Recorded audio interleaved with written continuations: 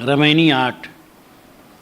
तत्वमसी इनके उपदेशा, ई उपनिषद कहें संदेशा, ई निश्चय इनके बड़भारी, वाहिक वर्णन करें अधिकारी। परम तत्व का निज परमाना, सनकादिक नारद शुक माना। याग बलक और जनक संवादा, दत्तात्रेय ओहि रस्वादा। वही बात राम वशिष्ठ मिल गाई, वही बात कृष्ण उद्धव समझाई। वही बात जो जनक दृढ़ाई, देह धरे विदेह कहाई। कुल मर्यादा खोई के, जीवत मुआ न होए। देखत जो ना देखिया, अदृष्ट कहावे सोए। तत्वमसी इनके उपदेशा।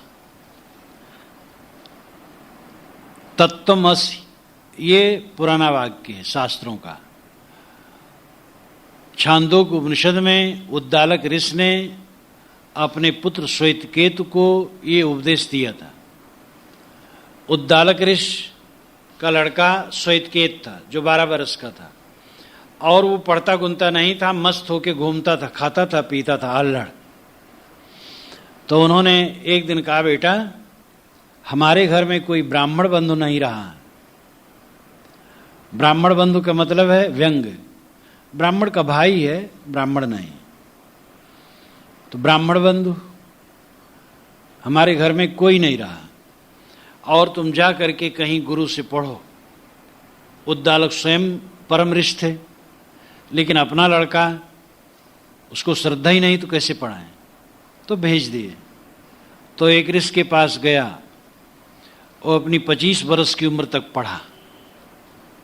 पढ़ करके महाअहंकारी बन करके आया, एकदम अकड़ते हुए, और पिताजी के सामने प्रस्तुत हुआ। तो पिताजी ने कहा, अरे ये तो पढ़ा भी तो महाअहंकारी हो गया। तो कहा, बेटा क्या तूने उस तत्व को जाना है जिसको जान लेने पर सब जाना हुआ हो जाता है? जैसे एक नहरनी को जान लेने पर लोहा से बने हुए सारे पदार्थों का ज्ञान हो जाता है। जैसे एक मिट्टी का घड़ा जान लिया गया तो मिट्टी से बनी हुई सारी चीजों का बोध हो जाता है। क्या इसी प्रकार तो उस तत्व को जान गया है जिसके जान लेने पर सब जाना हुआ हो जाए? कहे, भगवान तुम्हें नहीं जाना। कहे, तब फिर तुम क्या जाने? कहे, भगवान तो आप ही बताइए। फिर वो उपदेश करने लगते हैं। और छांदोग्य उपनिषद में विस्तार पूर्वक इसका वर्णन आता है। तत्वमसि, तत्वमसि इनके उपदेशा, ई उपनिषद कहें संदेशा। सदगुरु कबीर कहते हैं, इनके नाम वेदांतियों के। तत्वमस का उपदेश, तत्त्वम असि 3 पद है। पद न कहना चाहिए, 3 खंड है। पद और क्रिया, 2 पद है, एक क्रिया है। तत् और तुम पद है, और अस क्रिया है। अस नाम है। सब भाषा की क्रिया अलग अलग ढंग से होती है, और क्रिया ही भाषा का निर्माण करती है। तत्वमस, तत् और तुम ये दोनों पद है, और अस क्रिया है। कहना चाहिए 3 खंड इसमें। तत् तुम अस, तत् नाम वह, तुम नाम तू, अस नाम है, वह तू है।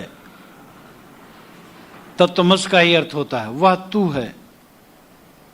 जिसको तू खोज रहा है वह तू ही है। उद्दालक ने इसको बारंबार समझाया है कि वह तू ही है। सा आत्मा तत्वमस श्वेतकेतो इति, वह आत्मा तू ही है, वह ब्रह्म तू ही है। और निश्चित है ये अध्यात्म ज्ञान का सार है। जो अध्यात्म ज्ञान है उसका सार है तत्वमस, वह तू है। जिसको तू खोज रहा है वो तू ही है। ये परम ज्ञान है। और इसी को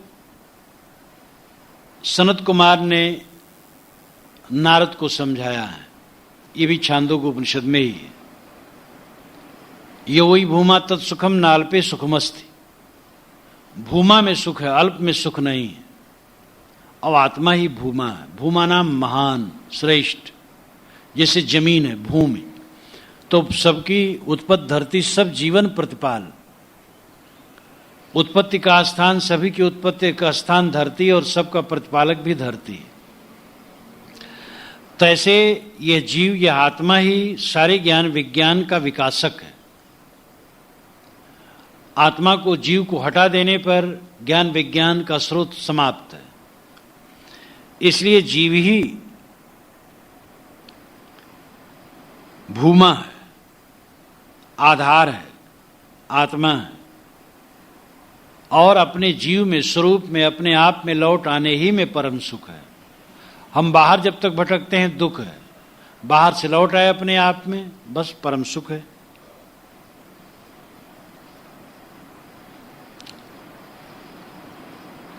तो इस प्रकार आत्मज्ञान का ये निचोड़ है, तत्वमस, वह तू है। लेकिन साहब इस पर व्यंग करते हैं कि इनके उपदेश से, मेरे उपदेश से नहीं।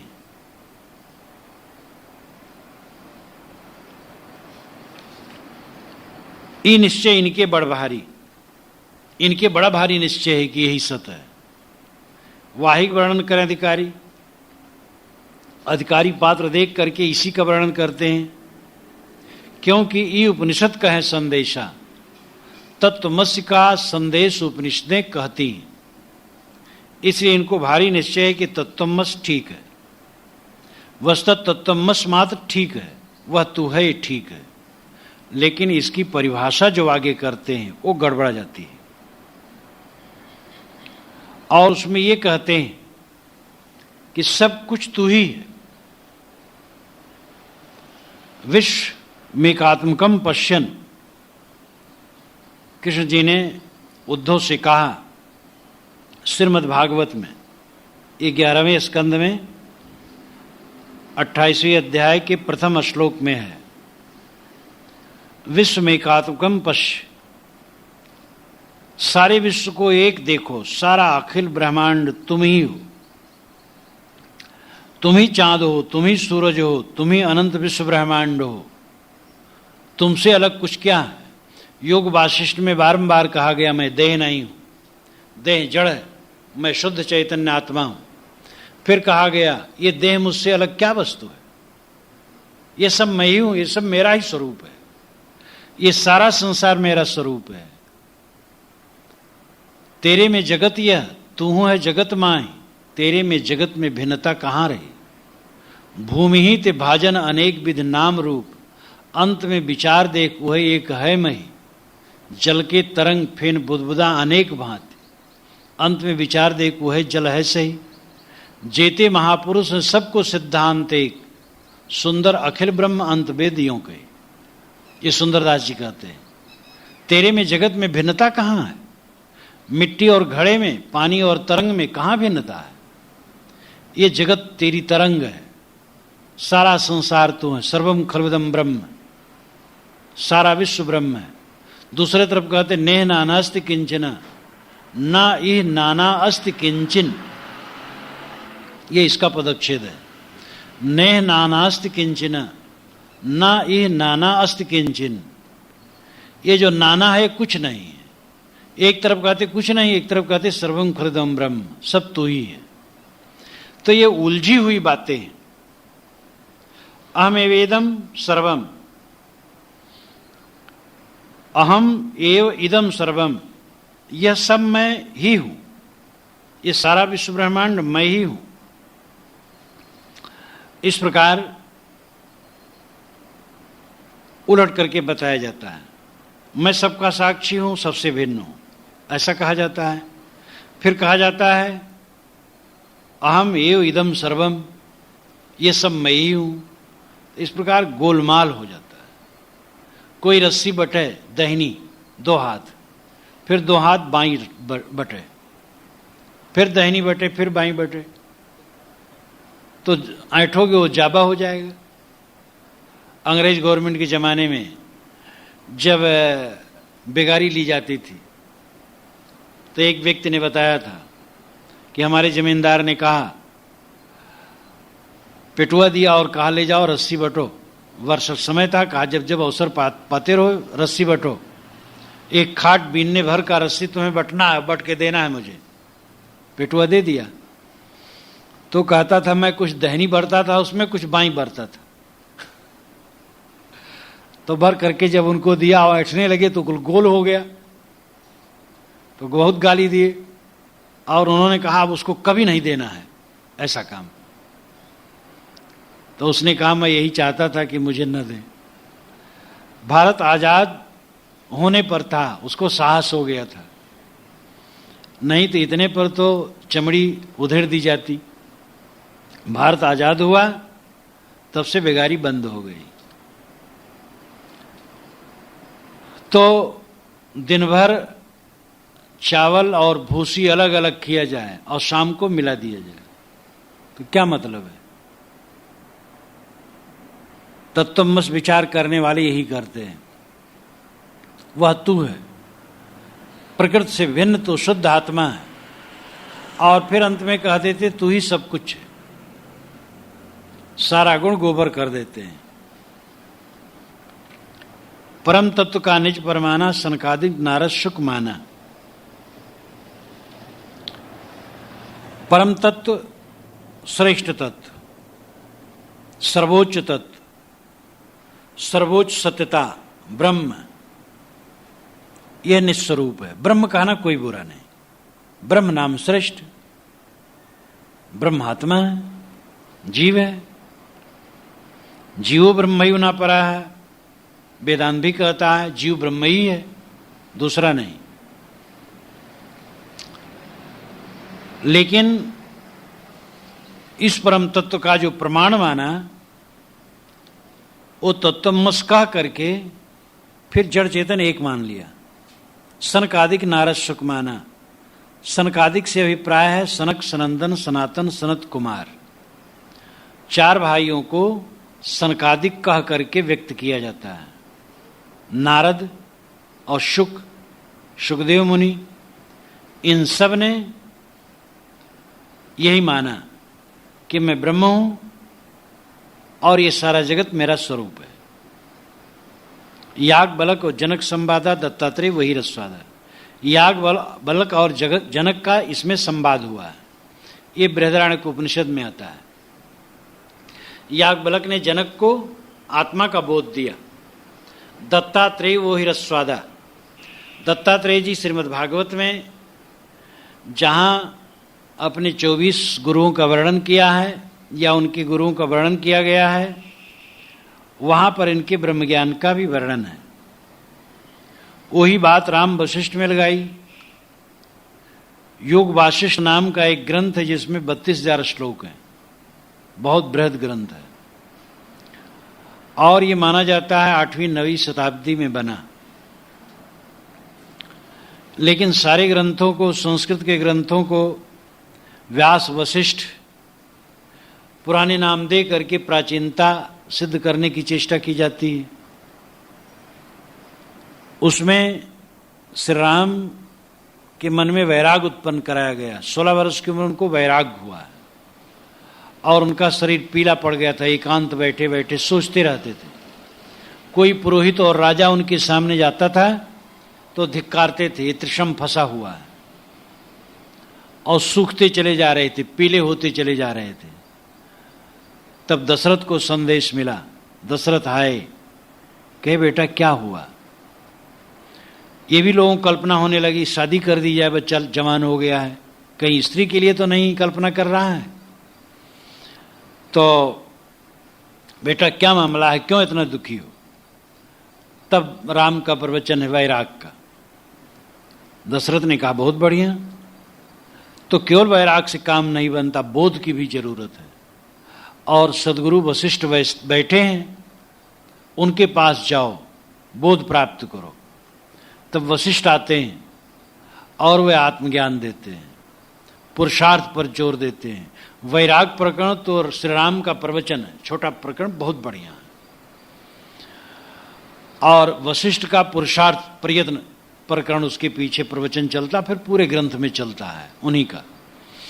तो कहते हैं कि ऐ राम, अपने पुरुषार्थ पर भरोसा करो, प्रयत्न पर भरोसा करो। दैव कुछ नहीं कर देता है, जो कहता दैव ही सब कुछ करता है। उसका सर काट लिया जाए और दैव आके जोड़ दे तो मैं मानूं कि दैव करता है। मूर्ख ग्वाला भी दैव के भरोसे बैठा नहीं रहता है, वो भी गायों को चरा लाता है। इसलिए तुम पुरुषार्थ करो, श्रम करो। अगर तुमने विवेक नहीं पैदा किया, श्रम साधना नहीं की, तो कीट पतंगाद योनियों में जाने के लिए बाध्य हो। बड़े जोर से कहा है। अवंत में फिर ब्रह्म ज्ञान का उपदेश किया है। बारंबार कहा गया है कि मैं आत्मा हूं, मैं ब्रह्म हूं और ये सारा संसार मैं ही हूं। इस पर खूब लेक्चर है। तो वही बात राम वशिष्ठ मिल गई।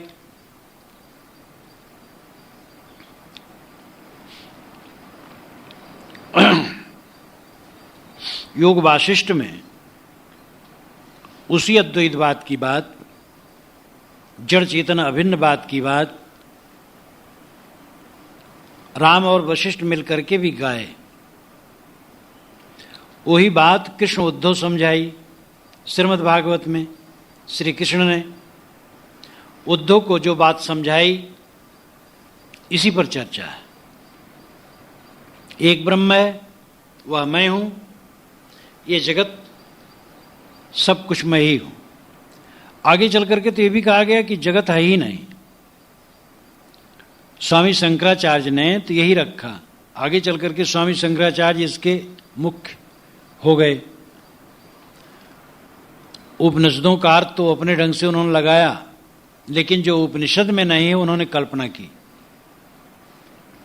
बौद्धों में जो माध्यमिक मार्ग है शून्यवाद का, वह शून्यवाद नागार्जुन का है। और नागार्जुन के शास्त्र का प्रभाव गौड़पाद पर पड़ा। गौड़पाद वेदांती थे। गौड़पाद ने मांडूक पर कारिका लिखी। कारिका उन श्लोकों को कहते हैं जो व्याख्या स्वरूप हो। किसी सिद्धांत की व्याख्या श्लोकबद्ध करके की जाए तो उसको कारिका कहते हैं। तो उन्होंने 200 से अधिक कारिकाएं लिखी, 215 या 16 हैं। और उसमें नागार्जुन का शून्यवाद मिलाकर वेदांत का आत्मा मिलाया गया है और अलातवाद अजातवाद सिद्धांत रखा गया है। अलात का मतलब है जैसे लुआठी जलती हुई लकड़ी हो और जोर से घुमाया जाए तो एक आग का गोला दिखाई देगा, लेकिन आग का गोला नहीं है, लकड़ी घूमने से गोला लगता है। इसी प्रकार ये जगत जो दिखाई देता है जगत नहीं है। हमारा चित्त घूमता इसलिए जगत लगता है, जगत है ही नहीं। अजातवाद, जात का मतलब पैदा होना, यानी जगत पैदा ही नहीं हुआ क्योंकि जगत है ही नहीं है। तीनों काल में जगत नहीं है। ये शून्यवादी बौद्धों ने जो माध्यमिक मार्ग है, 4 मार्गों में, बौद्धों में 4 मार्ग है, उन चारों में ये माध्यमिक मार्ग शून्यवाद है, अंतिम। एक बात मानता है कि बाह्यार्थ जगत सच है, ये जो बाहर दिखाई देता सच है। दूसरा बौद्ध मार्ग मानता है कि बाहर का जो दिखाई देता अनुमेय है, हम सोचते हैं जब देखते हैं तब दिखाई देता है, इसलिए वो अनुमेय मात्र है। तीसरा कहता है कि नहीं, बस मन ही जगत है। चौथा कहता है ये नहीं। तो नागार्जुन का शून्यवाद, ये बौद्धों का शून्यवाद, इसका प्रभाव गौड़पाद पर पड़ा और गौड़पाद के मांडूक कारिका का प्रभाव शंकराचार्य पर पड़ा। तो शंकराचार्य ने कारिका का भाष्य करके और मांडूक का भाष्य करके अपना सिद्धांत रखा। इसलिए मांडूक कारिका ही शंकराचार्य का आधार ग्रंथ है। ये मैंने उपनिषद सौरभ में मांडूक उपनिषद की प्रस्तावना में लिखा है। तो इस प्रकार शून्यवाद चलाया और शंकराचार्य में भी शून्यवाद आया। ये माया कहने लगे जगत माया मात्र है, तो वैष्णव ने मायावादम अवैदिकम कहा है, मायावादी अवैदिक शंकराचार्य इत्यादि। वही बात जो जनक दृढ़ाई देह धरे विदेह कहाई। जनक को याज्ञवल्क्य ने ज्ञान दृढ़ाया या अष्टावक्र ने दृढ़ाया, तो ब्रह्म ज्ञान का इतना प्रभाव पड़ा कि देह धरे धरे भी वो विदेह कहलाए। कुल मर्यादा खोय के जीवत मुआ न होए, देखत जो ना देखिया अदृष्ट कहावे सोए।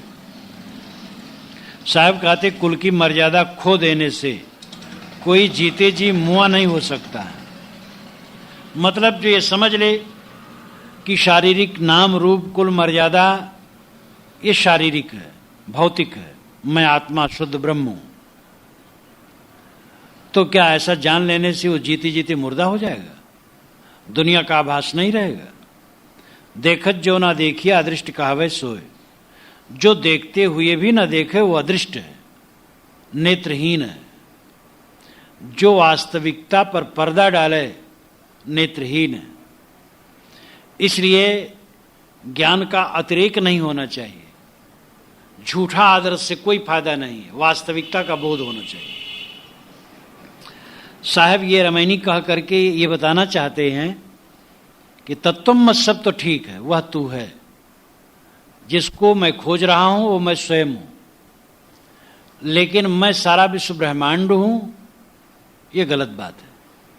सारा विश्व ब्रह्मांड तो जड़ है, मैं जड़ का साक्षी हूं, जड़ से भिन्न हूं, शुद्ध चैतन्य हूं। इसीलिए साहब कहते इनके उपदेश आई, इनके उपदेश से मेरा उपदेश नहीं है।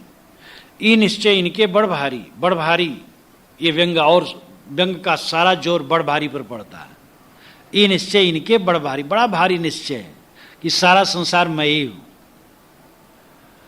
यहां पर प्रयाग कुंभ मेले में एक बार एक हमारे पारखी संत जा रहे थे, उधर से एक सन्यासी आ रहे थे, दंड प्रणाम हुआ।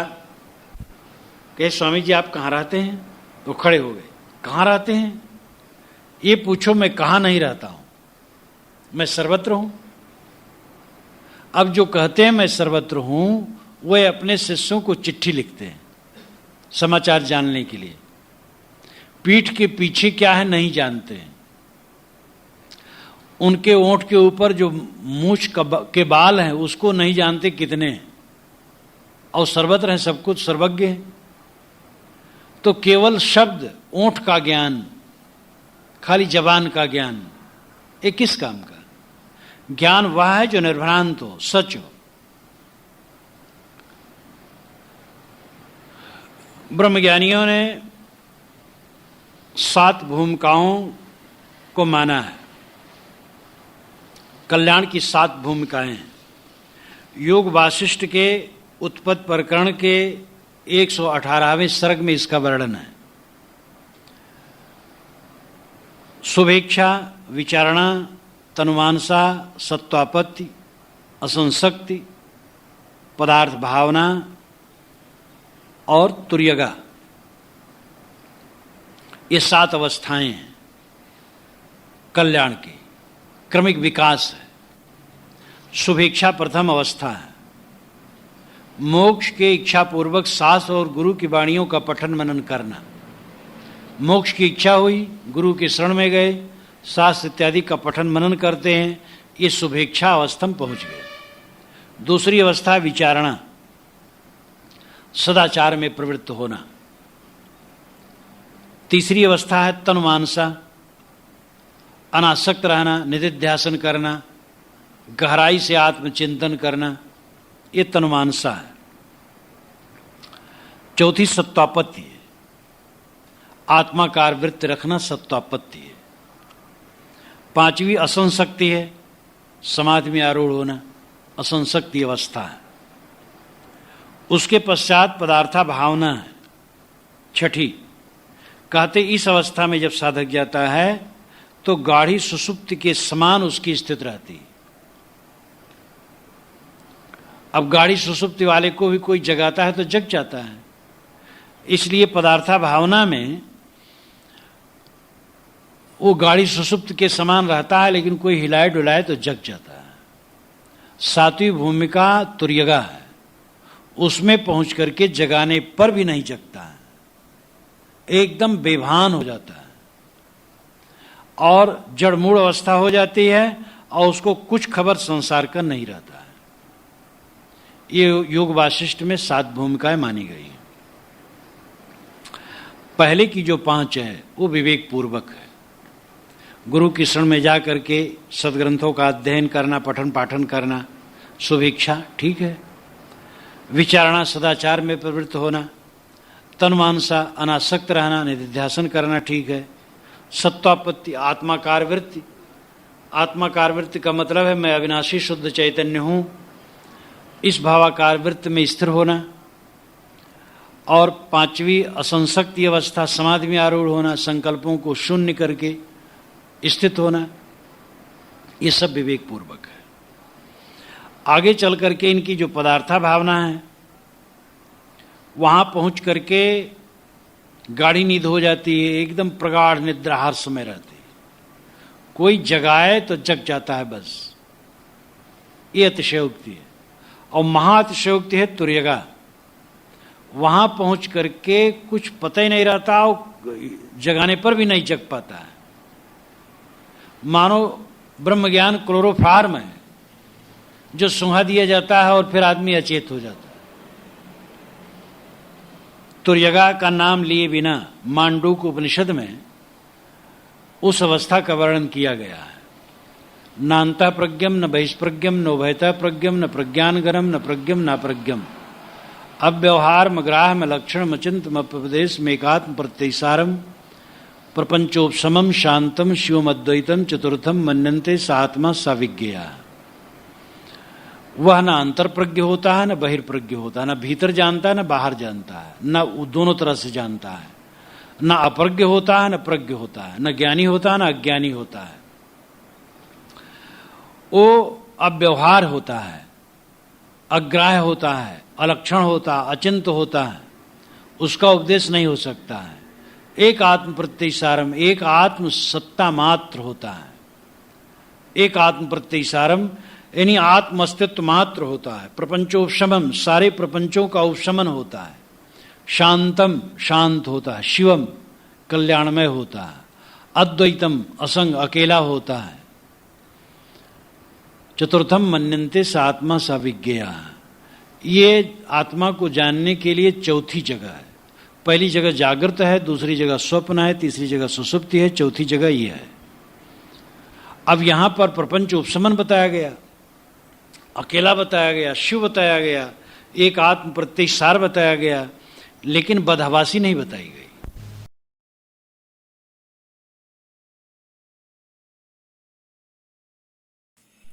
प्यारे धर्म प्रेमी सज्जनों, आप सभी सुन रहे हैं महान संत अभिलाष साहेब के प्रवचन व्याख्यान माला के रूप में बीजक के प्रवचन। तो आप सभी सुनते रहिए। धन्यवाद। इसके अंतर्गत आप सभी सुन रहे हैं महात्मा कबीर की कृति बीजक का विस्तार से व्याख्यान माला। धन्यवाद। सद्गुरु बताते हैं, जो देवता स्वयं बंधे हैं उनकी उपासना करने से तुम्हारे बंधन कैसे कटेंगे। इस विषय को अगली 9वीं रमैनी में वो व्यक्त करते हैं। बांधे अष्ट कष्ट नौ सूता, यम बांधे अजनी के पूता। यम के वाहन बांधे जनी, बांधे सृष्टि कहाँ लो गनी। बांध्यो दैव 33 करोरी, समृत लोह बनी। बांध्यो दैव 33 करोरी, समृत लोह बंदगो तोरी। राजा समरे तुरिया चढ़ी, पंथी सबरे नामले बढ़ी। अर्थ बिहुना सबरे नारी, प्रजा सबरे पुहमी झारी। बंद मनावे ते फल पावे, बंद दिया सो दे। कहें कबीर सूबरे जो निस्बासर नाम ही ले।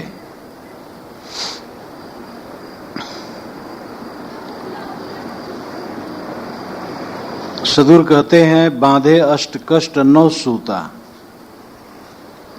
8 में और 9 के कष्टदायी सूत में सब बंधे। बीजक में कबीर साहब ने संख्यावाचक वाणियां कई जगह कही हैं, जैसे ई सातों औरों हैं, सातों 9 और 14 भाई।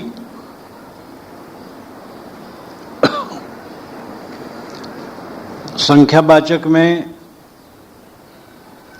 स्वतंत्रता रहती है, टीकाकार को कोई भी संख्या जोड़ सकता है, लेकिन किसी भी कविता की, किसी भी कथन की अपनी प्रकृति होती है, उसका उद्देश्य होता है। वो संख्या वही उपयुक्त होगी जो वहां के अनुकूल हो। यहां 8 की बात पहले कही गई। 8 से अणिमा, महिमा, लघिमा, गरिमा, प्राप, प्राकाम, वशित, दर्शित इत्यादि 8 सिद्धियां, हठ योग के 8 अंग, लय, तारक, अमनस्क, सांख्य, लंबिका, राज, कुंडली तथा हठ या अष्टधा प्रकृति, 5 तत्व और 3 गुण या अष्टमैथुन, जहां तक 8 की संख्या में बंधनदायी अंग आते हैं, उन सब को लिया जा सकता है। 8 का बंधन हमें बांध रखा है। साहब कहते बांधे अष्ट कष्ट 9 सूता। 8 का और 9 का बंधन हमारे ऊपर है। 8 जहां तक है बंधनदायी अंग, वो सब इसमें 8 में आ जाएंगे। अष्टमैथुन सबसे गहरा बंधन है और उसमें सब जीव बंधे हुए हैं। स्थूल बुद्धि वाले तो अष्टमैथुन में ही बंधे हुए हैं, और जो वाणी जाल में उलझे हुए हैं वो 8 सिद्धियों में बंधे हुए हैं, और प्राणी मात्र अष्टधा प्रकृति में तो बंधे ही हैं। इस प्रकार 8 के बंधनों में जीव बंधे हैं। जो बांधे बंधन दे अहितकर हो, वही संख्या यहां मानी जा सकती है। तो 8 के सूत में यानी रस्सी में बंधन में बंधे हैं, और 9 के 5 विषय चतुष्टय अंतःकरण, ये 9 माना जा सकता है। शब्द स्पर्श रूप रसगंध, ये 5 विषय हैं। मन चित्त बुद्धि अहंकार चतुष्टय अंतःकरण है। तो ये 9 के बंधन में जीव बंधे हैं या 9 निधियों में बंधे हैं, रिद्धि और सिद्धि और निधि। तो 9 निधि मानी जाती है, 9 निधियों में बंधे हैं या नौधा भक्ति में बंधे हैं। मैंने अभी कहा कि नौधा भक्ति में भक्त लोग पूरा दिन अपना मूर्तियों के सुलाने जगाने में और खटकरम में बिता देते हैं। ये रत्न तुल्य जीवन इसका सुनाला अवसर लोग स्थूल सेवा उपासना में बिता देते हैं। जिस मूर्ति की वे पूजा करते हैं वो बोल डोल नहीं सकती है, उसको खाने पीने की जरूरत नहीं है और वो कुछ उपदेश नहीं दे सकती है, वो केवल प्रतीक है। चित्र और मूर्ति ये स्मारक है। किसी महापुरुष के चित्र और मूर्ति देखने से उनकी याद आती है और मन में अच्छा प्रभाव पड़ता है। मूर्ति और चित्र का इतना ही उपयोग है। इसके आगे उन्हें सुलाना जगाना, खिलाना पिलाना या और भी ऐसी बातें, ये सब काल्पनिक है, बंधन ही है। तो 8 और 9 के सूत में, रस्सियों में, जो कि कष्टदायी है, जीव बंधे हैं। यम बांधे अंजनी के पूता। यम कहते हैं वासना को, यमराज को। स्थूल अर्थ यमराज है। यमराज वासना है। अंजनी का अर्थ है माया। पूता गुलाम, दास। जो माया के गुलाम है वह यम के बंधन में बंधे हैं। माया का गुलाम भोगों की इच्छा रखने वाला माया का गुलाम है। जो भोगों की इच्छा रखता है, संसार की कामनाओं में डूबा है, वो अंजनी के पूता है, माया का गुलाम है और यम ने उसे बांध रखा है। यम कोई स्वतंत्र जीव नहीं है। यम वासना है। हमारी ही बनाई वासना हमें बांधती है।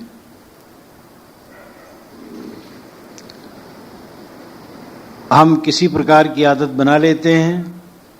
आदत के संस्कार पीछे वासना का रूप ले लेते हैं और हमें चैन से बैठने नहीं देते हैं। कोई भी आदत बना लो, वो आदत विश्राम नहीं लेने देगी। हमारे मन की वासनाएं यम हैं और हम माया के गुलाम हैं, इसलिए वो बांध रखे हैं। हमारी माया की गुलामी टूटे तो वासना कुछ नहीं। यम के वाहन बांधे जनी, बांधे सृष्टि कहाँ लो गनी। यम के बाहों में बांधे जनी। जनी का मतलब है जो कुछ पैदा हो, उत्पन्न हो। सृष्टि के बांधे सृष्टि कहाँ लो गनी, यानी सृष्टि के सभी प्राणी यम के हाथों में बंधे। सामान्य से लेकर के श्रेष्ठ तक अच्छे पढ़े लिखे लोग वासनाओं के गुलाम हैं। धारा प्रवाह वक्ता हैं, कई भाषाओं के विद्वान हैं, धर्म शास्त्रों के भी बारीकी से अर्थ करते हैं, लेकिन मन के गुलाम हैं, गंदी गंदी आदतों में पड़े हैं। अपनी किशोर अवस्था में मैंने एक पंडित का नाम सुना था कि वह गीता के बड़े पंडित हैं, शास्त्र उनकी जबान पर है। एक बार जब अवसर पड़ा, उनके पास बैठा, बहुत से लोग बैठे थे और सचमुच उनकी वाणी से श्लोक पर श्लोक निकलते थे। शास्त्र उनकी वाणी पर मानो तैरते थे, लेकिन साथ साथ उनकी अश्लीलता, वासनाओं की बातें सुन करके जी उब गया। मेरी उम्र उस समय 14-15 की रही होगी और उनकी उम्र 70 की रही होगी। अच्छे पंडित थे, लेकिन अपनी बातों में उधर तो शास्त्रों की बातें खूब कहें और वासना की बातें साथ साथ कहें। इतना अश्लील कहें कि मेरा जी उब गया। इतने बड़े बुजुर्ग को मैं क्या कह सकता था, बहुत से लोग बैठे थे वहां, मैं वहां से उठ के चला गया। विद्या का अभ्यास कर लेना, शास्त्रों का अभ्यास कर लेना कोई कठिन नहीं, लेकिन मन को ठीक करना यही कठिन है, और जो कर ले उसके लिए सरल है। और बेड़ा पार इसी में होगा जब मन हमारा ठीक हो। साहब कहते यम के वाहन बांधे जनी, बांधे सृष्टि कहां लोगे नहीं। जहां तक जनी पैदाइश है, पैदा हुए लोग, सारी सृष्टि यम के हाथों में बंधे हैं, मन के हाथों में, वासनाओं के हाथों में बंधे हैं। बड़े आलिम व फाजिल हैं, मगर विषयों के बस होकर उसी रास्ते से आ निकले जिधर नादान घिसता है। बांधो दैव 33 करोरी, समरत लोह बंदगो तोरी। मनुष्यों को विश्वास है कि देवताओं का स्मरण करते ही लोह बंधन टूट जाएगा। समरत लोह बंदगो तोरी, समरत स्मरण करते लोह का बंधन, लोह जैसा कठिन बंधन जो भवसागर का बंधन है, भवबंधन है, वो देवताओं का स्मरण करते टूट जाएगा। बांधो दैव 33 करोरी। साहब कहते हुए 33 करोड़ देवता भी बंधे हैं, जिनके स्मरण से तुम अपने कठिन बंधनों से मुक्त होना चाहते हो। वह 33 कोटि देवता स्वयं बंधनों में बंधे हैं। देवताओं के विषय में जहां तक धारणा है वो प्राकृतिक है।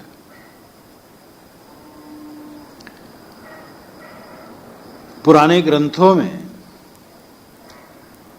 जैसे कि शतपथ ब्राह्मण, शतपथ ब्राह्मण शुक्ल यजुर्वेद का ब्राह्मण है, 100 अध्यायों का बहुत विशाल ब्राह्मण ग्रंथ है। उसमें 33 देवता माने गए हैं। 8 वसु हैं, धर, ध्रुव, सोम, विष्णु, अग्नि, वायु, प्रत्यूष और प्रभास। 11 रुद्र हैं, हर, बहुरूप, अंबक, अपराजित, कपर्दी, रैवत, मृगव्याध, वृषाकप, शंभु, शर्व और कपाली।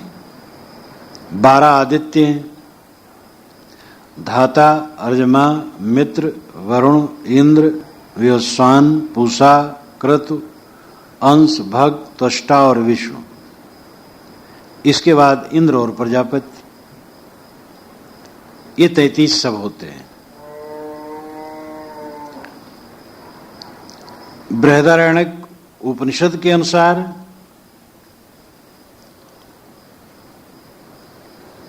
भी 33 देवता होते हैं।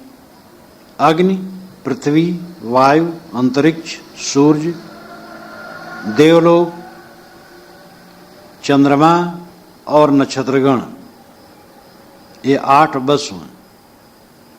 10 इंद्रियां और मन, ये 11 रुद्र हैं। 12 महीने 12 आदित्य हैं। गरजने वाला बादल इंद्र है, यज्ञ प्रजापति है। ये 33 देवता हैं। कहीं तो ऐसे नाम है कि जो व्यक्ति के रूप में है और कहीं पदार्थ के रूप में। 33 देवताओं की कल्पना पुराने ग्रंथों में है,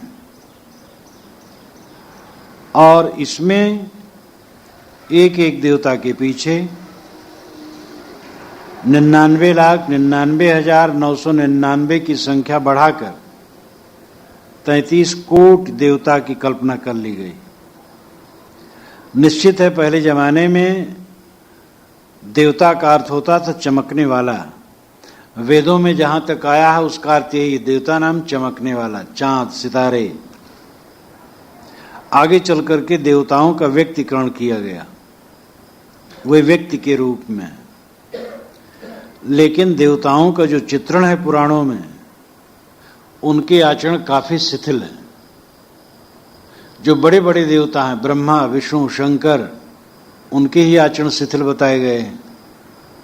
इंद्र जो देवताओं का बड़ा मालिक है, वो पुलुम नामक दानव की कन्या शची का अपहरण करता है और वध करता है, और शची का जो संभावित पति है उसका भी वध करता है। एक लड़की को हरण करने के लिए वो लड़की के पिता को मार डालता है और लड़की के संभावित पति को मार डालता है। तो देवताओं की जो कल्पना है व्यक्ति के रूप में, उनके आचरण पवित्र नहीं दिखाई देते हैं। साहब कहते हैं कि या तो देवता जड़ हैं और उनकी उपासना से कुछ होने वाला नहीं, और अगर वो व्यक्ति के रूप में जैसा कि पुराणों में वर्णित है तो वह उज्जवल नहीं है, और ऐसे बधे हुए देवताओं की उपासना करके तुम्हें बंधन ही मिलेगा। देवताओं की परिभाषा करते हुए वाल्मीकि रामायण में भी कहा गया है, देवलोक स्थित रियम सुराणाम शाश्वती मता पतिरप्सरसाम नास्ति न चैक स्त्री परिग्रह। देवलोक स्थित रियम, देवलोक की यही स्थित यही दशा है। सुराणाम शाश्वती मता, देवताओं का यही शाश्वत धर्म है। पतिरप्सरसाम नास्ति, वहां के अप्सराओं का कोई पति नहीं होता है। पतिरप्सरसाम नास्ति न चैक स्त्री परिग्रह, देवता लोग किसी स्त्री का पाणिग्रहण नहीं करते कि एक पत्नी है, सब छुट्टा गाय भैंस की तरह। ये वाल्मीकि रामायण में देवताओं की परिभाषा दी गई है। देवलोक स्थित रियम सुराणाम शाश्वती मता पतिरप्सरसाम नास्ति न चैक स्त्री परिग्रह। साहब कहते ऐसे देवताओं का स्मरण करके भजन करके तुम्हारे बंधन कटेंगे और जकड़ जाओगे। बंधन काटना है तो वैरागवान की उपासना करो, जिसके बंधन कटे हैं उसकी उपासना करो, उसकी संगत करो, तब तुम्हारे बंधन कटेंगे। बांधो दयो 33 करोरी समरत लोह बंदगो तोरी। साहब कहते हैं 33 कोटि देवता बधे हैं, जिसके स्मरण से तुम अपने लोह जैसे बंधन को काटने की अभिलाषा रखते हो। राजा समरे तुरिया चढ़ी, राजा श्रेष्ठ ब्रह्मज्ञानी ये तुरिया पर चढ़ करके हम ब्रह्मास्म का स्मरण करते हैं। तुरिया तुर्यगा अवस्था, जो जागृत स्वप्न सुसुप्त से परे तुरिया ज्ञान अवस्था। तुरिया अवस्था में आरूढ़ होकर के हम ब्रह्मास्म का स्मरण करते हैं, मैं ब्रह्म हूं। बात तो बढ़िया है, लेकिन उस ब्रह्म को अगजग व्यापक जड़ चेतन एक मान लेते हैं, इसलिए ये भी बधे हैं। वैसे बात बताई जाती है कि अनुभविक दशा से ऊपर उठने पर ही परम पद की प्राप्ति मानी जाएगी। जो कुछ हमें अनुभव हो रहा है उससे ऊपर उठ जाए, इंद्रिय अतीत अवस्था में पहुंच जाए, मन से अतीत अवस्था में पहुंच जाए, तो वो परम पद की प्राप्ति। लेकिन जो जड़ चेतन एक मान लिया जाता है वो अनुभविक जगत से ऊपर कहां उठा गया, वो तो अनुभविक जगत में ही रह गया। सारा संसार मैं हूं, मेरा ये सब विलास है, ये तो मन का प्रपंच आ गया।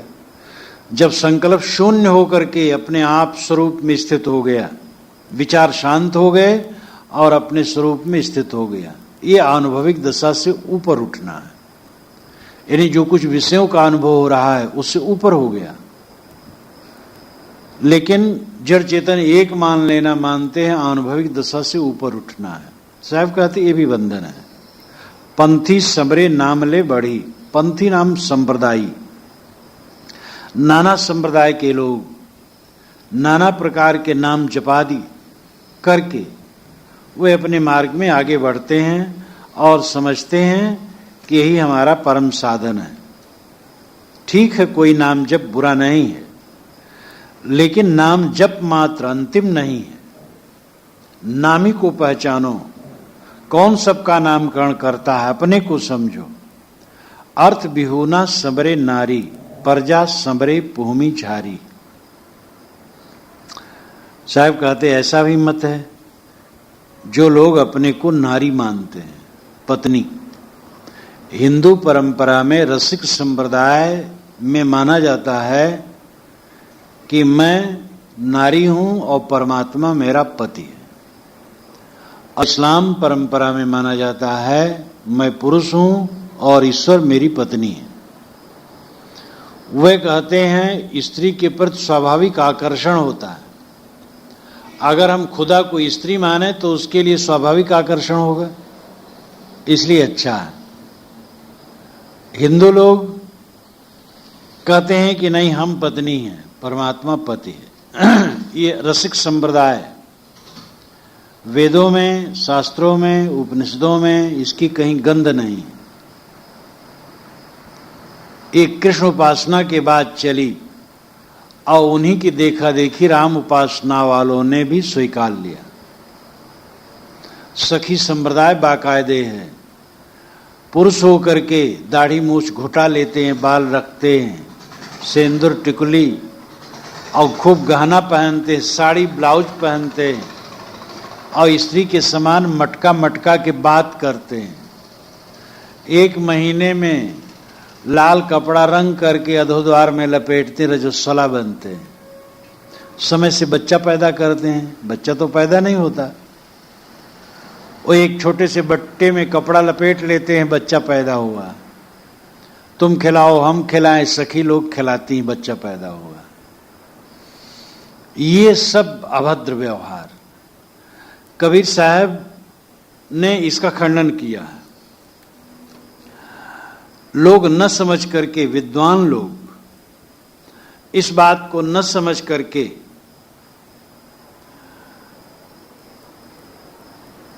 हरि मोर पियू मैं राम की बहुरिया वाले पद को मान लिया है कि कबीर साहब स्वयं रसिक संप्रदाय को मानते, माधुर्य भक्ति मानते हैं। उसकी पूरी पंक्तियों को पढ़ डाली है तो खंडन के लिए। लेकिन पता नहीं ये विद्वान कहलाने वाले क्या ये घास छीलते हैं कि विद्या पढ़ते हैं। उसमें पूरा विवरण है, खंडन है पूरा रसिक संप्रदाय का, लेकिन ऊपर की पंक्ति लेकर के उड़ गए। कबीर साहब कहते हैं अर्थ बिहुना सबरे नारी। अर्थ नाम धन, धन बिहुना, धन की इच्छा त्याग कर निष्काम भाव होकर के केवल परमात्मा पति मिले, इसकी कामना करते हैं। प्रेम सत्संग सुधा माला में लिखा है कि मैं परमात्मा पतिदेव का हाथ धुला रही हूं, रहा हूं नहीं रही हूं, पान खिला रही हूं, उनके पैर दाब रही हूं और उनका चबाया हुआ पान का बीड़ा अपने मुख में लेकर के खा रही हूं। और इस प्रकार भक्ति में खूब मगन रहे, रात दिन परमात्मा पद के लिए समर्पित रहे, अपने को माने। एक बार रसिक संप्रदाय वाले ट्रेन में जा रहे थे तो टीटी वहां गया और स्त्रियों का डब्बा था। टीटी गया तो देखा, कहा आप तो पुरुष लगते हैं। तो मेहरा अरे हम हो कि स्त्री मानो, हम हो कि स्त्री मानो। कैसे आपको स्त्री माने, आप तो पुरुष हैं। कहने नहीं, हमें भी स्त्री मान लो। उन्होंने कहा बहुत गलत है, स्त्रियों के बीच में आप स्त्री कपड़ा पहन के बैठ गए, पुरुषों में चले। ऐसा ऐसा कुपंथ है, ये कौन सी भक्ति है। अर्थ विहुना सबरे नारी, अपने को नारी मानने वाले संसार से निष्काम हो करके केवल उन्हीं को चाहते, हे भगवान तुम मिलो, और गला मिला करके दोनों सो जाएं। यह अर्थ विहुना सबरे नारी। जो नारी बने लोग पद परमात्मा का स्मरण करते हैं, वे अर्थ विहुना, निरर्थक, निष्प्रयोजन बेअर्थ की बात करते। अरे पति तो तुम स्वयं हो, सारे ज्ञान विज्ञान और कल्पनाओं की तुम स्वयं पति हो। प्रजा समरे पुहमी झारी। साहब कहते पुहमे की झारी नाम झार झारा प्रजा किसी प्रकार स्मरण चिंतन में लगे हैं। अच्छा है, कुछ भक्ति के मार्ग में लगना ठीक है, लेकिन आत्मबोध होना चाहिए। प्रजा समरे पुहमी झारी। पुहमी पृथ्वी, झारी बिल्कुल सब, पृथ्वी के सभी, भूमंडल के सभी मनुष्य प्रजा कोई न कोई देवी देवता भगवान भवानी का जब तब पूजन अर्चन करता है। लेकिन परोक्ष में जहां तक निर्जीव देवताओं की पूजा है वो एक बाल खेल है। अदृश्य कल्पना में जो हम देवताओं को देखते हैं वो भी बाल खेल है, एक सात्विक मनोरंजन है।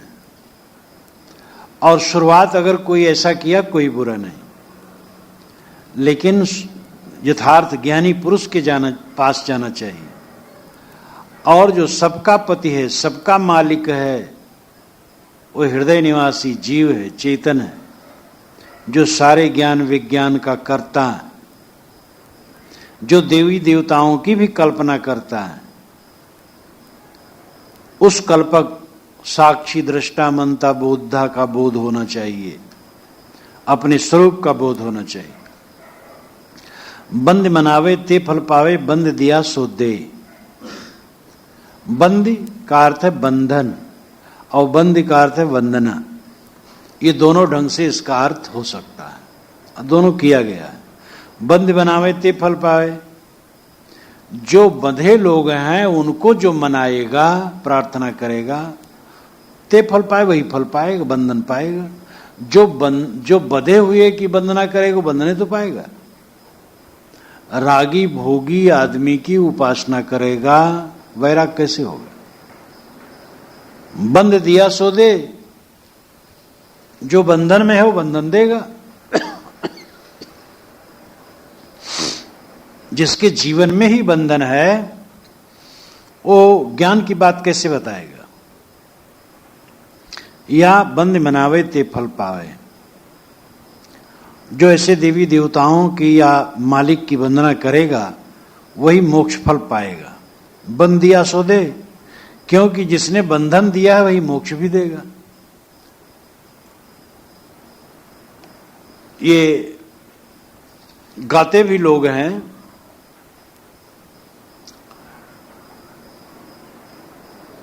कि भगवान ने हमें बंधन दिया है और भगवान ही हमें मुक्ति देंगे।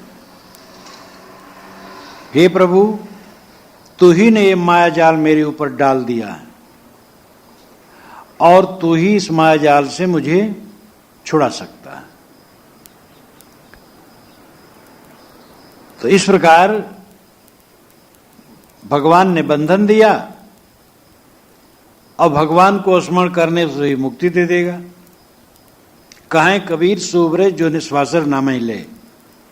साहब कहते ऐसे उपासक लोग यही मानते हैं कि जो रात दिन नाम जपेगा वो मुक्त हो जाएगा। कबीर साहब ने पूर्व पक्ष की बातें जगह जगह खूब कही और कह करके परखाया है। इस पूरी रामायणी में दो बातें आती हैं। एक तो बंधन,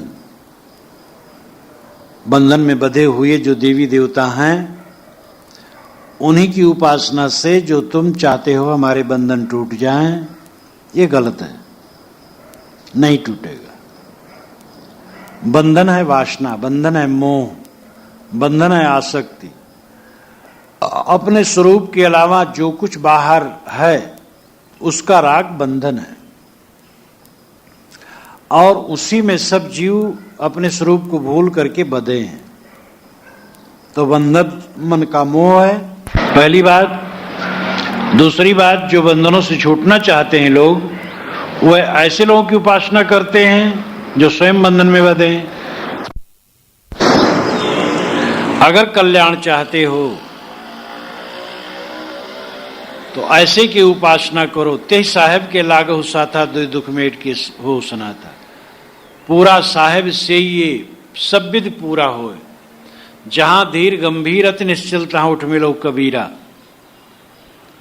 जो धीर गंभीर निश्चल हो, जिसने अपने पूरा होए। जहां धीर गंभीर अति निश्चल तहां उठ मिलो कबीरा। जो धीर गंभीर निश्चल हो, जिसने अपने को स्वश किया हो, उसकी शरण में जाओ तब बोध मिलेगा, ज्ञान मिलेगा। और जो बंधन में बंधे हैं उनसे तुम्हारा निर्बंधन नहीं होगा। वासनाओं का त्याग और अमृत स्थित। जो धीर गंभीर निश्चल हो, जिसने अपने को स्वश किया हो, उसकी शरण में जाओ तब बोध मिलेगा, ज्ञान मिलेगा। और जो बंधन में बंधे हैं उनसे तुम्हारा निर्बंधन नहीं होगा। वासनाओं का त्याग और अमृत स्थित। इन दो विषयों पर अगली महीने में सद्गुरु प्रकाश डालते हैं। प्यारे धर्म प्रेमी सज्जनों, आप सभी सुन रहे हैं श्रद्धेय संत अभिलाष साहेब के प्रवचन, बीजक के प्रवचन, जिसके अंतर्गत अगली कड़ी में आप रमैनी 10 का व्याख्यान माला सुनोगे। धन्यवाद। रमैनी 10। राही ले पिपराही बही, करगी आवत काहुन कही। आई करगी भौज गूता, जन्म जन्म यम पहरे बूता। बूता पहर यम कीन समाना, तीन लोक में कीन पयाना। बूता पहर यम कीन समाना, तीन लोक में कीन पयाना। बाधो ब्रह्मा विष्णु महेशु, सुर नरमुरि ओ बांध गणेशु। बांधे पौन पावक और नीरू, चांद सूरज बांधे दो वीरू। साच मंत्र बांधे सब झारी, अमृत दो वीरू। साच मंत्र बांधे सब झारी, अमृत वस्तु न जाने नारी। अमृत वस्तु जाने नहीं, मगन भया सब लोय। कहें कहें कबीर, कामो नहीं जीवहि मरण न होय। राही ले पिपराही बही। राही कहते पथिक को। पिपराही का मतलब है पीपल के पत्ते। पीपल के पत्ते के समान चंचल मन। पिपराही पीपल के पत्ते के समान चंचल मन। पीपल के पत्ते चंचल क्यों होते हैं ज्यादा? क्योंकि पत्ते में जो टहनी होती है वो लंबी होती है और कोमल होती है, इसलिए थोड़ी भी हवा चलती है तो पत्ते हिलने लगते हैं। और आम के पत्तों में टहनी बहुत छोटी होती है जो पत्ते में लगी होती है और मजबूत होती है, इसलिए आम के पत्ते वैसे नहीं हिलते। पीपल के पत्ते बहुत हिलते हैं। पीपल के पत्ते के समान चंचल मन राही पथिक जीव को लेकर के बह गया। राही ले पिपराही बही। राही को लेकर के पिपराही बह गया। पीपल के पत्ते के समान चंचल मन ये जीव को सब तरफ भटकाता रहता है। वही शूरवीर है जो अपने मन को बस में रखे। भोगों के चक्कर में पड़ करके चाहे पीछे अपने मन को बस में करो, चाहे पहले बस में करो। पीछे क्या बस में होगा? तब तो उसी के बस हो जाओगे। भोगों से मन चंचल है। भोगों के त्याग से मन में स्थिरता आती है।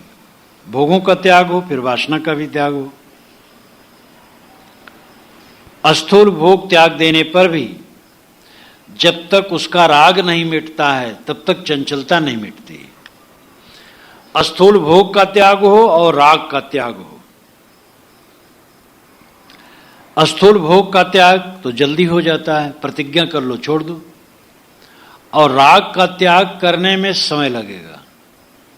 काटते काटते कटता है, लेकिन कटता है। एकदम चित्त निर्मल होता है।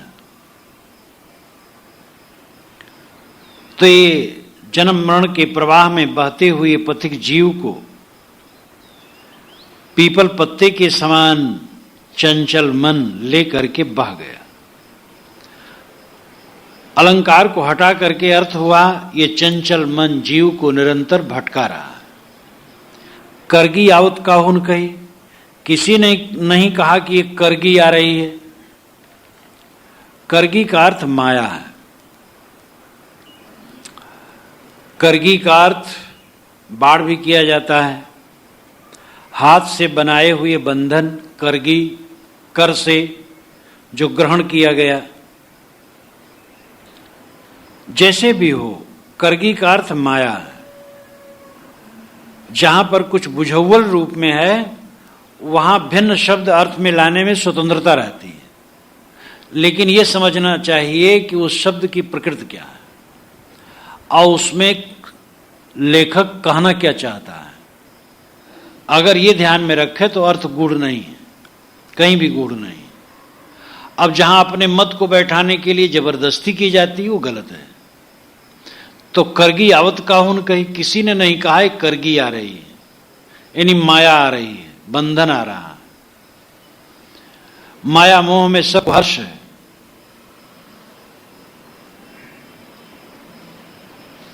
कैसे उन्होंने कहा है ढोल बजाए बजाए, किसने कहा है? पायन बेड़ी परत है ढोल बजाए बजाए। ढोल बजा बजा करके पांव में बेड़ी डाल रहे हैं। जो दुख मनाने की चीज उसमें सुख मना रहे हैं। जो जीव को बांधता है वही प्यारा लगता है। ये चंचल मन जीव को बहकाता है। जीव अपने स्वरूप के अज्ञान से समझता आनंद है। विषय वासना का आश्रमण मन में आए तो आनंद लगता है। वो फांसी है, आनंद नहीं। कोई दुर्गुण, कोई विकार मन में आए वो आनंदकर नहीं है, फांसी है। लेकिन ये दृष्टि आना बड़ी बात है। जग दुख देखब कठिन है और सहज सब बात। देह भाव मद दोष बिन कैसे निज को भात। विशाल देव ने कहा है कि जगत में दुख देखना ये कठिन है और सब बात सहज है। जो अंत में दुख बन के रहता है, शरीर अंत में दुख बन के रहेगा। बूढ़ा होगा, रोगी होगा, ये दुख बन करके रहेगा, लेकिन इसको दुख रूप समझना बहुत मुश्किल है। जब विवेक करे, समझे तो समझ में आ जाएगा। साहब कहते काहू न कही, किसी ने नहीं कहा ये माया आ रही है। जो हमारा मन भटका रहा है, हम मन को, रागी मन को माया नहीं समझ पाते। रागी मन आया, गलत संकल्प लाया और मैं स्वयं उसको स्वीकार कर लेता हूं। आई करगी भौज गूता, जन्म जन्म यम पहरे बूता। ये करगी आई और अजगूता हुआ। अजगूता का मतलब आश्चर्य। ये अद्भुत बात हुई। ये अचेतन माया जीव को इसने भटका दिया। ये कितनी अचरज की बात है। जो कल्पना मात्र है, हमारी बनाई माया और हमें भटका रही है। अपने जाल बनाए के आप फंसे मतिबंद, कहाँ रोग कहाँ औषधि कैसे मिले आनंद। लोग कहते हैं माया भगवान की बनाई है, प्रभु ने माया बनाई है। प्रभु की माया को हम तर नहीं सकते। कौन होते हैं हम? प्रभु ने ही जब माया बना करके हमारे ऊपर छोड़ दी है तो हम कौन होते हैं कि उससे तर जाएं। बस प्रभु चाहे तो बचा ले, नहीं तो कोई चारा नहीं। और ये जोश में लोग कहते जाते सोचते भी नहीं है कि माया किसने बनाई। आपके मन का मोह किसने बनाया? आपने बनाया है।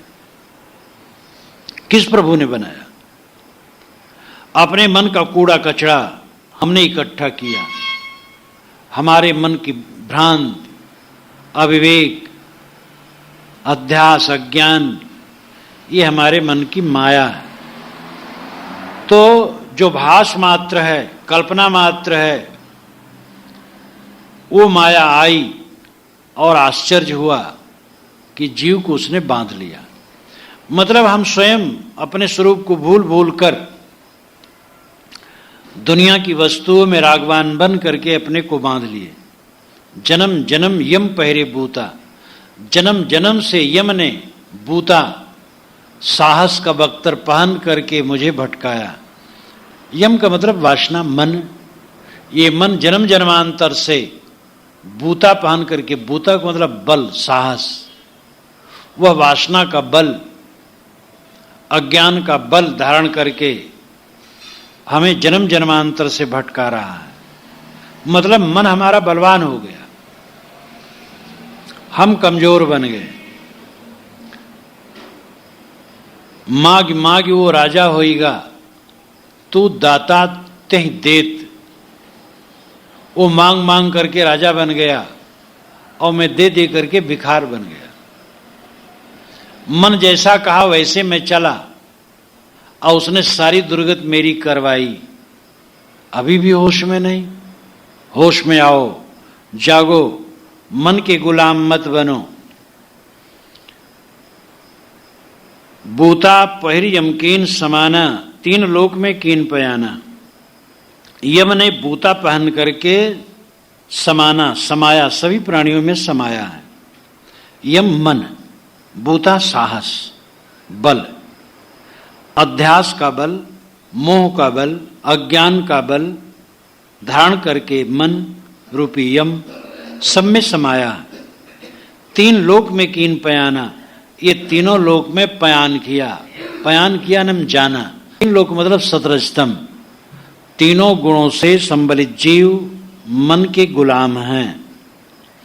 सतोगुणी, रजोगुणी, तमोगुणी। रजोगुणी तमोगुणी तो मन के गुलाम है ही हैं। स्वरूप ज्ञान जब तक नहीं है तब तक सतोगुणी भी गुलाम है। कितने ऐसे हैं जो सदाचारी हैं लेकिन स्वरूप ज्ञान नहीं तो भटकते हैं। एक अच्छे ज्ञानी, ज्ञानी तो ज्ञानी भी कहने पड़ेगा लेकिन पूरा ज्ञानी कैसे कहे, वैराग्यवान पुरुष, विनम्र, अच्छे साधक। जब मैं उनसे मिलने गया तो पोथी रख करके उस पर अच्छा तो फूल चढ़ा के पूजा कर रहे थे। अब अच्छे विद्वान थे, वैराग्यवान थे, पैसा छूते नहीं थे और बहुत प्रसिद्ध भी हैं, लेकिन नाम क्या लिया जाए। वो पूजा कर रहे थे। विनम्रता उनकी ऐसी, जैसे मैं पहुंचा पूजा बंद करके हमसे बात करने लगे।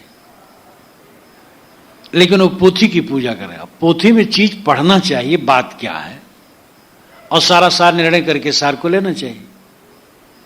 लेकिन अच्छे अच्छे विद्वान हैं, शास्त्र के प्रमाण के चक्कर में भटकते हैं। तो रजोगुणी और तमोगुणी तो बधे ही हैं, सतोगुणी भी बधे हैं। जब तक स्वरूप का ज्ञान न होगा और स्वरूप के बाद सारे विषयों के प्रति वैराग्य न होगा, निर्मोहता न होगी, तब तक सतोगुणी भी बधा है। बाधो ब्रह्मा विष्णु महेशु सुरनर मुनि और बांधु गणेशु। साहब तो निर्भय हो कि सबका नाम ले ले करके भी कहते हैं। अब ऐसा न कहते तो हम लोगों का भ्रम काटता भी नहीं। हे ब्रह्मा विष्णु शंकर गणेश वंदनी हैं, देवता वंदनी हैं, ये सब हमारे बंधन काटते हैं। साहब कहते हैं ये सब बधे हैं। ब्रह्मा विष्णु महेश सबको देख लो, पुराणों को उठा के पढ़ लो, राग रंग में डूबे हैं। मार काट अलग, विषय वासना अलग, राग द्वेष। सुर नर मुनि, देवता, देवताओं का वर्णन तो पहले किया ही गया। देवलोक स्थित्रियम सुराणाम शाश्वती मता, पत्र अवसर साम नास्त नाचे की स्त्री परिग्रह। देवताओं की स्थिति यही है कि वह एक स्त्री पुरुष में बंधे नहीं होते हैं, स्वतंत्र होते हैं। पुराणों को पढ़ करके देवताओं के चरित्र को जाना जा सकता है। नर सामने हैं, महालोभी, मुनि मननशील, अच्छा है। लेकिन मुनियों की कथा पढ़ो तो क्रोध में एक दूसरे का आश्रम तक फूंक दिए, उनके बच्चों को मार डाले। वशिष्ठ और विश्वामित्र के झगड़े को देखो तो विश्वामित्र ने वशिष्ठ के पूरे आश्रम को फूंक दिया और उनके पुत्रों को मार डाला। और वशिष्ठ ने विश्वामित्र का ऐसे किया। ये वाल्मीकि रामायण में पढ़ सकते हैं। अब कहीं कोई एक साधु का आश्रम दूसरा साधु फूंक दे और उनके शिष्यों को जला दे, पूरी दुनिया में कितनी अखबारबाजी हुई, कितना गंध आएगा। लेकिन ये मुनियों की दशा है। अब उसमें अतिशयोक्तियां हैं, लेकिन मतलब है कि ऋषि मुनि भी उलझे थे। गणेश जी, गणेश तो एक काल्पनिक देवता हैं जिनका हाथी का मुंह और पेट बड़ा सा, ये सब कल्पना कर ली गई है। साहब कहते ये सब बंधे, सब बंधन में। बांधे पवन पावक और नीरू, चांद सूरज बांधे दो बीरू। पवन, पावक, नीर, चांद और सूरज, ये सब प्राकृतिक नियमों में बंधे हैं। इनके पास मन तो नहीं है, इसलिए इनके पास वासना नहीं है और इनको मुक्ति की जरूरत भी नहीं है। ये प्राकृतिक नियमों में बंधे हैं। लेकिन प्रसंग यहां है वासना का, इसलिए इनका व्यक्तिकरण है और पुराणों में ही है। और लाक्षणिक अर्थों में है। पवन से अभिप्राय पवन रोकने वाले योगी लोग, हठ योगी जो पवन रोक लेते हैं। पावक से अभिप्राय अग्नि उपासक कर्मकांडी लोग। गुरु अग्नि द्विजाति नाम वर्णा नाम ब्राह्मणो गुरु, द्विजातियों के गुरु अग्नि है। अग्नि मीले पुरोहितम यज्ञ से देव मृतविजम धातारम रत्न धात्मम। तो ये वेदों में अग्नि की पूजा सर्वोपर मानी गई है। पवन रोकने वाले हठयोगी, पावक की पूजा करने वाले, आग की पूजा करने वाले कर्मकांडी, नीरू जल, गंगा जमुनादि नदियों में नहा नहा करके मुक्ति की इच्छा रखने वाले तीर्थयात्री, चांद सूर्य कर्मयोगी और कर्म सन्यासी। चांद शीतल है, सूर्य गर्म है। शीतल सरल मार्ग है कर्म योग, और गर्म यानी कठिन मार्ग है सांख्य योग। सांख्य और योग भी अलग अलग कह देते हैं। तो कर्म योगी का मतलब है जो कर्म करे और आसक्ति न रखे, लेकिन कर्म करे। सांख्य योगी है जो कर्म ही न करे, एकदम निर्द्वंद रहे। ये दोनों निष्ठाएं गीता में कही गई हैं। जो कर्म करे लेकिन कर्म के फल को न चाहे, वो कर्म योगी है। सांख्य योगी है जो कर्म करे ही ना, एकदम निवृत्त। दोनों निष्ठाएं अच्छी हैं। कर्म योग को गीताकार ने ज्यादा अच्छा माना है, क्योंकि बिना कर्म किए जीवन रह नहीं सकता है, और कर्म करना चाहिए। हमारे जीवन के निर्वाह के लिए भी कर्म की आवश्यकता है। दूसरे के कर्मों से भी हमारा निर्वाह होता है। हमने कपड़े पहन रखे हैं, पता नहीं किसने बनाए हैं। हम जितनी पुस्तकें जीवन में पढ़ते हैं, कितने कितने लोगों की रचनाएं होती हैं।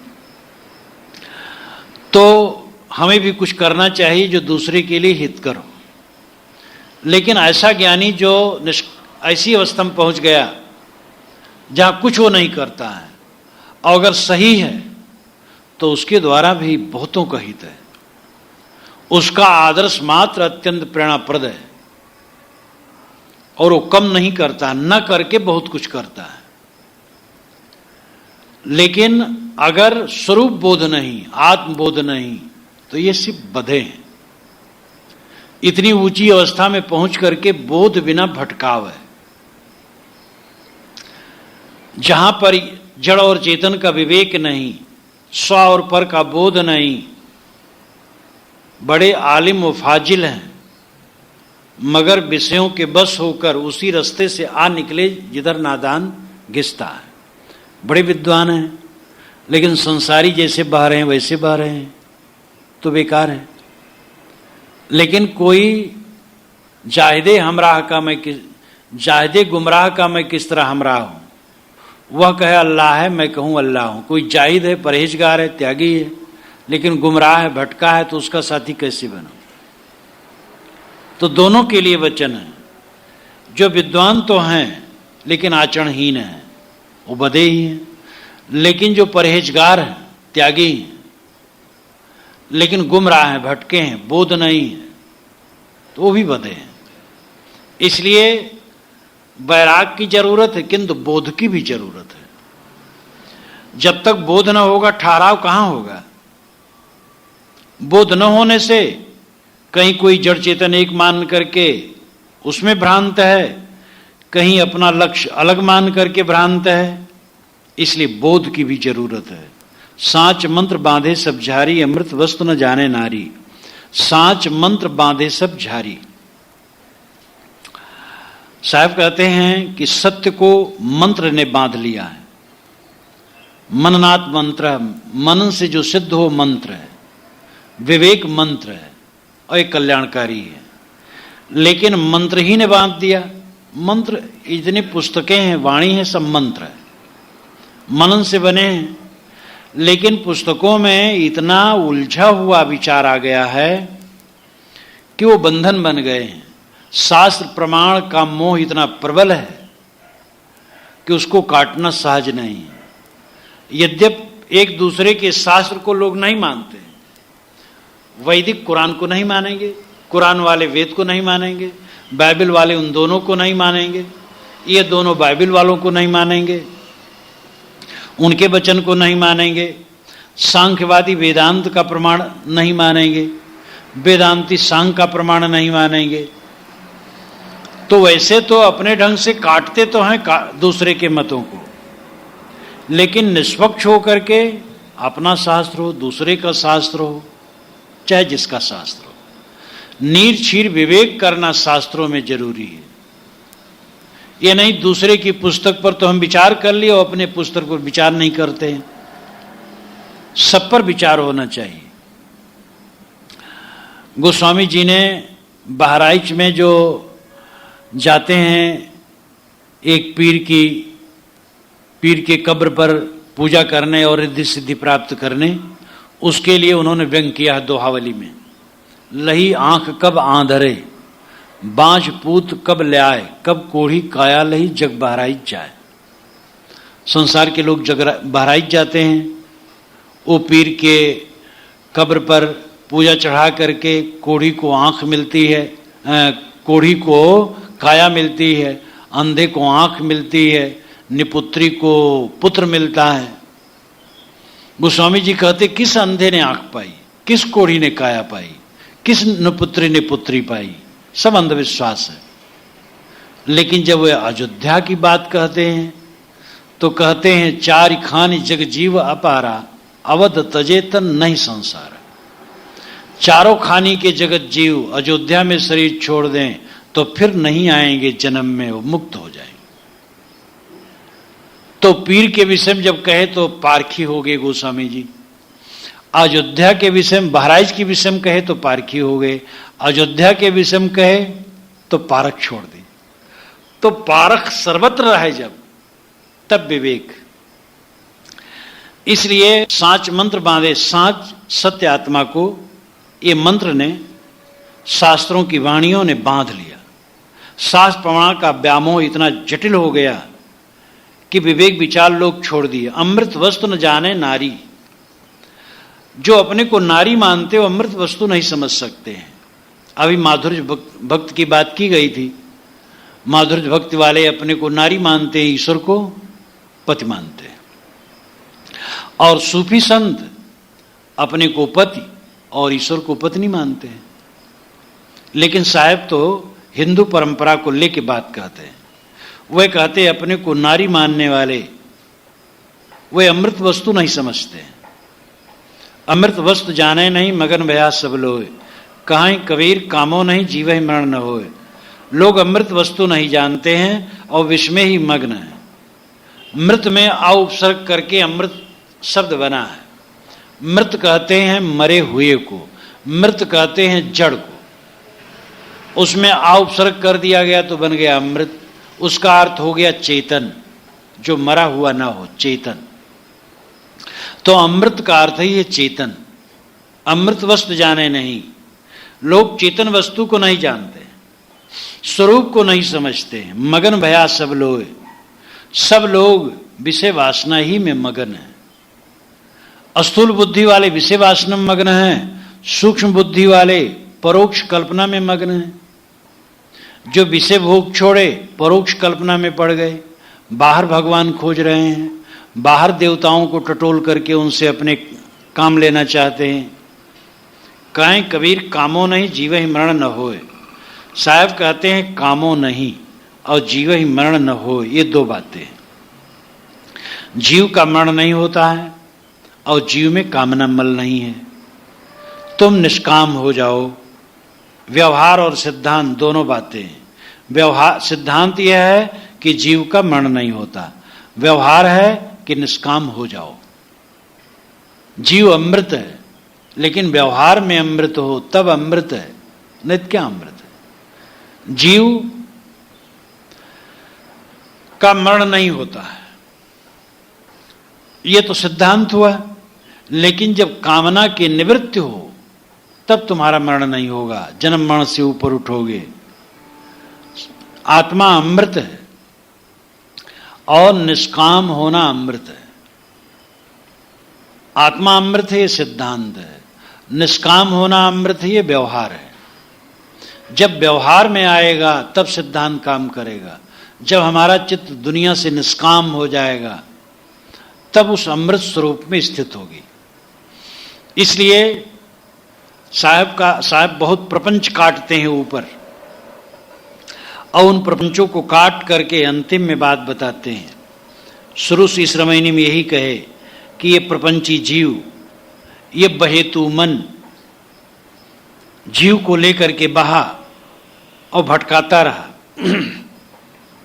वासना के चक्कर में बड़े बड़े कहलाने वाले लोग भटकते रहे। दो ही बंधन है, खानी और बानी। कबीर साहब की वाणी में खानी है मोटी माया, वाणी है झीनी माया। खानी है इंद्रियों के भोग और वाणी है मन की कल्पना। अपने स्वरूप के अलावा जहां तक हम सोचेंगे वो माया है। जीव अमृत है, तुम्हारा स्वरूप अमृत है, अमर है, नित्य है, शुद्ध बुद्ध है, मंगलमय है। लेकिन उस अवस्था में तुम तब स्थित होगे जब कामो नहीं, कामना का परित्याग हो जाएगा, निष्काम हो जाओगे। इसलिए इंद्रियों के भोगों से निष्काम हो। चाहना ही राक्षसी है जो हमें भटका रही है, और इसको जीत लेने के पश्चात ये जीव अपने अमृतत्व को प्राप्त कर लेता है।